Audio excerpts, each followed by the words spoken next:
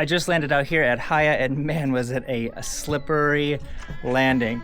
Plane didn't get too muddy. It is muddy, but not near as muddy as it has been other times I've landed out here at Haya. I mean, I probably still used 70% of the runway today just to get stopped. But we're dropping off some of the church leaders out here, and then I've got about a 20-minute flight back to Goroka. So I'm gonna see if they have any passengers that wanna go with me back up to Goroka because I'm going empty, or if they have some cargo, peanuts, something like that that they wanna ship up to Goroka to sell. I'm gonna get plane unloaded, and yeah, then we'll get going on our 20-minute flight.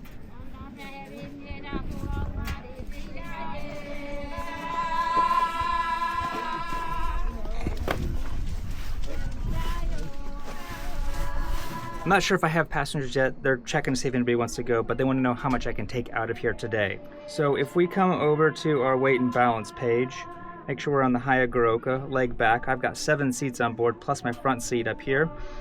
And you can see that yellow line right there. So it's a 250 kg penalty takeoff out of here, just because it gets kind of draggy and it's muddy and it's sloppy, things like that. So I can get 660 kgs of either cargo or people out of here. 660 kgs mean uplokisim. No got, huh? Yeah. You no got passengers too, huh? Yeah, no got passengers. All right.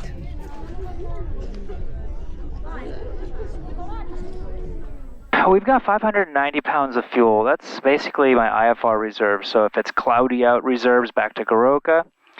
But it's pretty nice there, so it shouldn't have any problems. We're on Goroka Haya, but we're going to invert it down here. That way I don't have to plug it in every single time. Fuel caps and selectors, our controls are good. Turn terrain awareness off. Let's go ahead and get started. Dogs or kids. Wait up till our NG is stabilized, and we'll introduce our fuel. Fuel flow is coming in, someone's running, so I need to look to see if there's a dog or something, but I don't see anybody.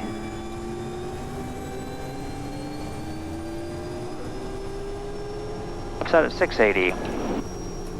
This place definitely keeps you on your toes on landing. Like I was saying earlier, it is so slick. Even going 20 miles an hour, you're still hydroplaning. Every time you apply the brakes, it's just immediate lockup. Not really sure what that guy is doing running back and forth. As long as he stays over there, I'm okay with it. Alright, well, I'm just going to work my way around just pumping the right brake so I can eventually line up.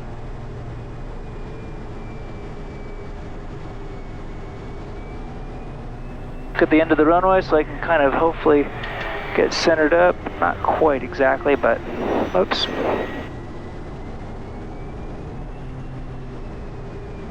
There we go. All right, back at 7,000 feet. We'll hit send. We got 590 pounds and we are rotating today at 53 knots, but we can also put in that 10 kgs down in the front pod. So now that's showing up. And then, if we come back to depart, takeoff performance, 54 knots for rotate. Airspeed alive by the second cone on the right. Really kind of where that puddle is up there. We should have airspeed alive. After that, it should go pretty quick. After takeoff, we'll pitch for 85 if we have any type of engine rollback, or not only consider EPL, we'll consider feather, or we'll introduce EPL, we'll consider feather. Make a left-hand turn down to lowering terrain.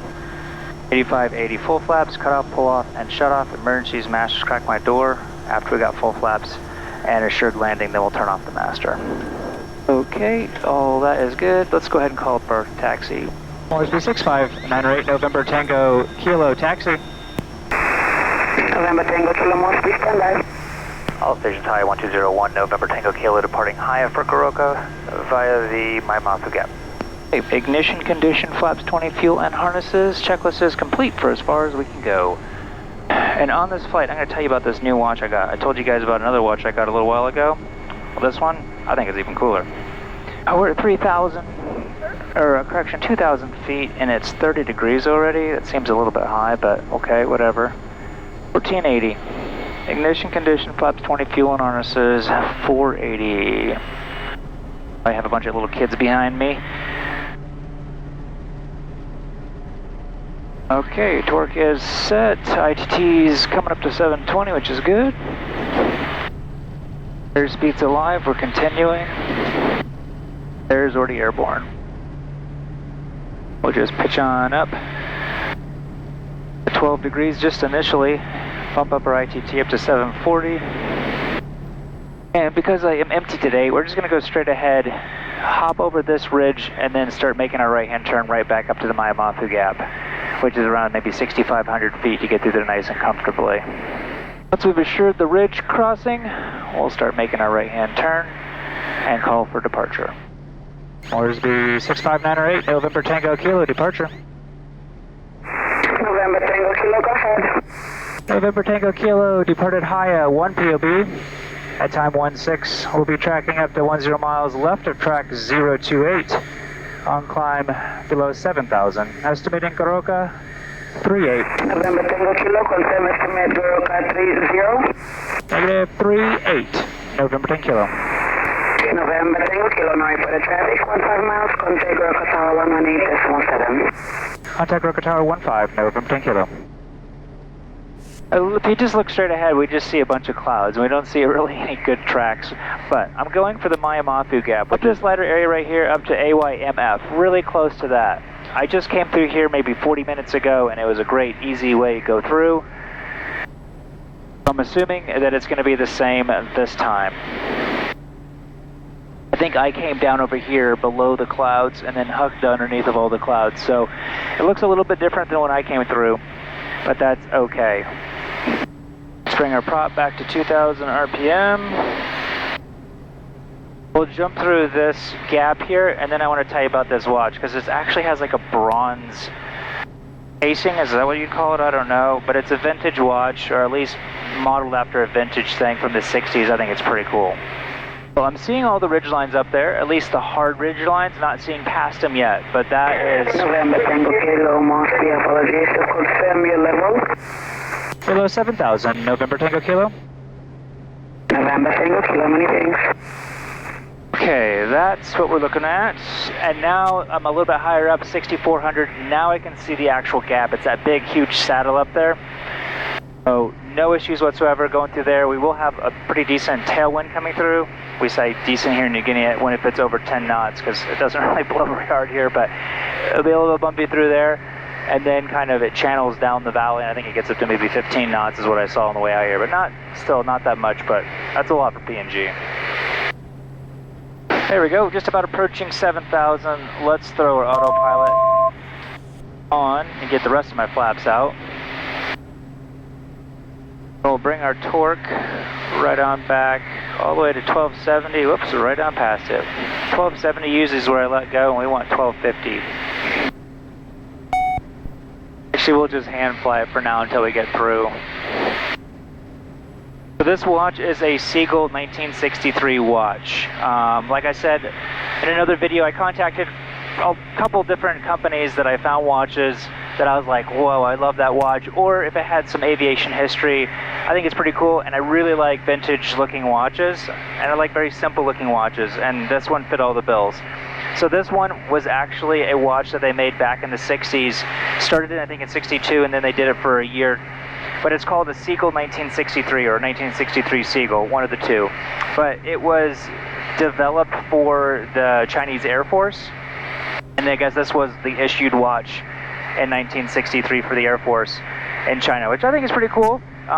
This particular model has a bronze casing and stuff, and so it gets patinaed over time is what it says on their website, which I think is really cool. I'm excited to see what it's going to look like in like a year or two from now. I'll throw up some photos for you guys. You guys can go give them a follow on Instagram and go check out their website if you'd like to find more. They do have a couple different versions if you don't like bronze, but I thought it was just so unique. And even the face on it is kind of like a vintage, kind of like a cream color, which I think is really cool.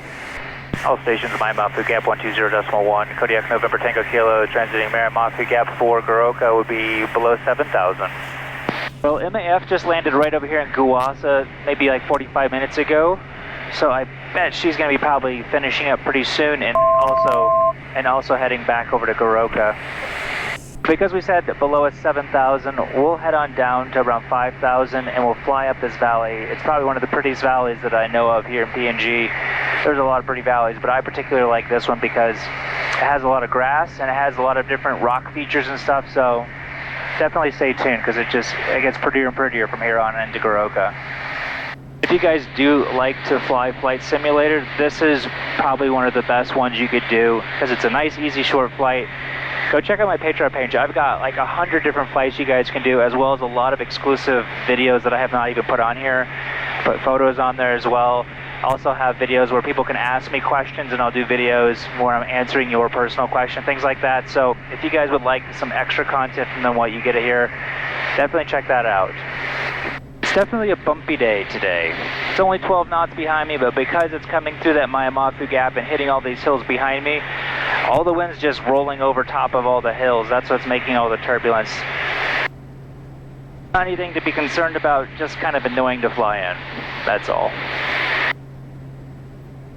What my plan is I'm going to follow this river all the way up here until I get into the Goroka Valley, and then we'll just head straight for basically a 10-mile straight in for the runway. November Tango Kilo Mosby, traffic is Mike Alpha Juliet Cessna Caravan. Taxi Goroka for Air 18000 on departure. Copy, Mike Alpha Juliet, November Tango Kilo. Okay, we're November Tango Kilo, an additional traffic, Kilo Charlie Lima, ATR departed Bulalo for Goroka. Last video set time 2416000, estimate Goroka 0142. Copy, additional traffic, November Kilo. Alright, that one's getting there at 4-2. I'm getting there at 3-5, so I'll get there just a few minutes before. Mike Alpha Juliet's going to be heading right back out, close to Haya actually. So she'll be coming directly on this same track right here. But she must have done a quicker turnaround in Guasa than I did at Haya. You guys can see all these little green fingers coming down with all the trees and stuff. Those are all streams. Every single one of those has like streams coming down of it and like waterfalls going into the main. I mean, there's just everywhere you look on each side. There's so many waterfalls. I bet you in this 10-mile strip right here, I bet you there's probably at least 50 waterfalls. At least 50 waterfalls. That's just unreal. Well, I'm supposed to get a hold of Goroka at 15 miles. It's just now hitting up 15 miles, but I'm too low. You can see there's a mountain right ahead of me. We're probably going to have to wait, either climb directly up over top of it or go around it down here and then eventually get a hold of Goroka Tower. We are approaching one of the coolest waterfalls. This big, huge rock shelf is just like split in half, and they've got multiple massive waterfalls going through there. Hopefully I can get my 360 to zoom in on there for you guys, but I mean, it just goes and goes and goes and goes, and today it's pretty full up of water, that's for sure. Man, that's incredible over there. And then this valley right here, this is the valley I love, just because there's so many cool rocks, and with this, the grass, man, a little bit bumpy. We're going to just jump up over here so we don't have to go down in that tight valley, and it's just going to Venturi affect all the wind even more. So we'll just power on up to 720, start pitching up for the climb, and that way we can get a hold of Mike Alpha Juliet coming out of Goroka, and we can get a hold of the tower a little bit earlier as well. We can utilize all that 17 or 13 knots now. Look at this, I'm going up 2,000 feet per minute because all the wind's hitting this mountain right here and just like pushing me up. So that definitely helps. Goroka Tower, November Tango Kilo. November Tango Kilo, Goroka Tower. Good day, go ahead. November Tango Kilo is 12 miles. Soro South is time 6,600. Tracking for south of the call. Copy, Mike Alpha Juliet. Your circuit at time 3:05. November Tango Kilo. Runway 35 right. QNH 1019. Wind 120 at 8 knots. Track and report left base 35 right. Track and report left base 35 right, and say again QNH please. November Tango Kilo, Mike Alpha Juliet, we're currently 7 miles, 8,000 on climb, have you in sight, no factor. Got you in sight, good day, November Kilo. Mike Alpha Juliet is a Cessna Caravan at MAF. Whoa. Before I hit my head on the ceiling, I'm going to lock that down. Head tower, November Tango Kilo, requesting 5 miles straight in. November Tango Kilo, cancel 500. Track and report finals, 35 right. Track for final 35 right, November Tango Kilo. Let's go through our buddy check. Our selectors, our fuel selectors are on. Our brakes are good. Our terrain awareness system, we can turn that back on. Our VREF, which is our approach speed. We come over here, we've got 61 knots, so probably won't come in that slow. Usually just come in around 70 when it's like that. The lights and inlet are done. If we have to go around, power up 20 degrees flaps, pitch for 12 degrees on the attitude indicator and straight ahead. Up and harness is complete. Right, now that we're away from the mountains, the turbulence is starting to slow down a little bit. With 10 degrees of flaps, November Tango Kilo, 4 mile final, 35 right. November Tango Zulu, runway 35 right, continue approach. November Tango Kilo. Full flaps, checklist is complete except for landing clearance. November Tango Kilo, caution best track as it exists, runway 35 right, clear to land. Go land 35 right, November Tango Kilo. Got a 6 knot quartering tailwind. Getting on down to 70 knots. Then try to 500. Then try to hold that speed with my power if I can. A little bit all over there.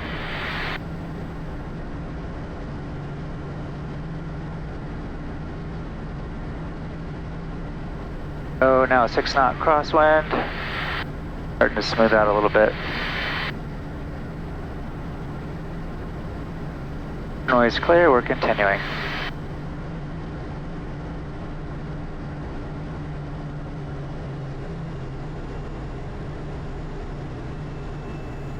Float for a while. There we go.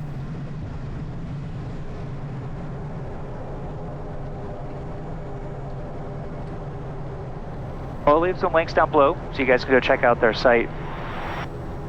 Give the video a thumbs up if you guys did enjoy this, and if you want some more content, more exclusive videos, ask me questions, things like that, Patreon's the place to do that, so go check that out if you guys would like to get some more exclusive content. And you guys can now see our new hangar is getting there. They're putting up the siding today and starting on the roof, so exciting.